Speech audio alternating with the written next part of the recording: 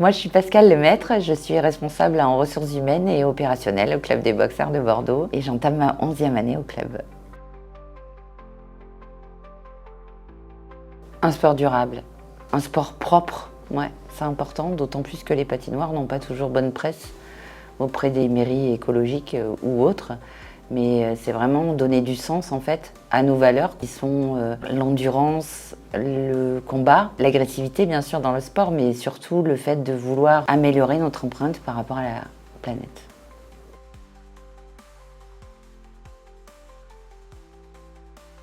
Ça a été un vrai révélateur en fait, l'accompagnement Fair Play for Planet, puisque nous, depuis 2022, on a initié une démarche RSE, un peu tout azimut en fait. Et il s'avère que notre président, dans son cœur de métier, qui est donc un président bénévole mais qui travaille dans une société, qui a une portée nationale et internationale, a été donc labellisé dans son cœur de métier et du fait, on a commencé à hiérarchiser nos actions en fait selon les 7 piliers de la RSE. Donc aujourd'hui en fait, rentrer dans la démarche initiée par la Fédération française de hockey sur glace a permis d'être plus efficient et d'avoir une démarche plus professionnelle par rapport à ce label et donc une vraie révélation vraiment. Et un accompagnement riche, puisqu'en fait, on a travaillé en binôme avec Fair Play for Planet. Il nous a fait grandir, il nous a ouvert les yeux sur certaines choses.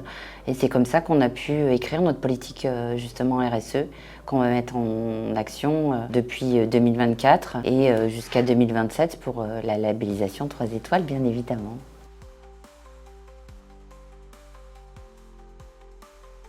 Alors les joueurs, pour l'instant, je dirais pas qu'ils sont encore dans le truc, mais on va justement, ça fait partie de nos améliorations. On va donc déterminer dès la saison prochaine un joueur éco-responsable. Au niveau des bénévoles, on n'a pas encore communiqué, puisque en fait, on communiquait pas sur ce qu'on faisait bien avant. Donc ça, c'est un gros panel que je fais avec un collaborateur et le service com du club, bien évidemment. Mais l'idée, c'est vraiment de mettre en place effectivement nos actions et de communiquer dessus, et surtout d'aller embarquer l'ensemble de nos parties prenantes, que ce soit la direction de la patinoire, que ce soit effectivement nos spectateurs, nos bénévoles et nos joueurs. Donc il y a le tri, bien évidemment, l'environnement, puisqu'on a 4 piliers majeurs qu'on va développer: le transport, l'environnement, l'inclusion et la gouvernance. Donc c'est des choses qui nous tiennent très à cœur et qu'on a déjà développées et qu'on continuera à développer.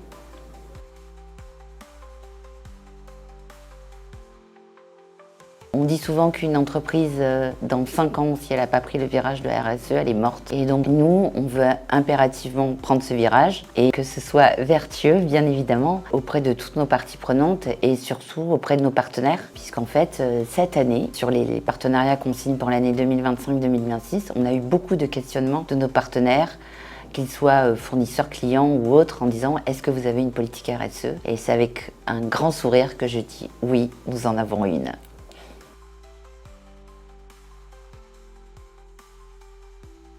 Les Boxeurs de Bordeaux, c'est du sport, mais c'est pas que.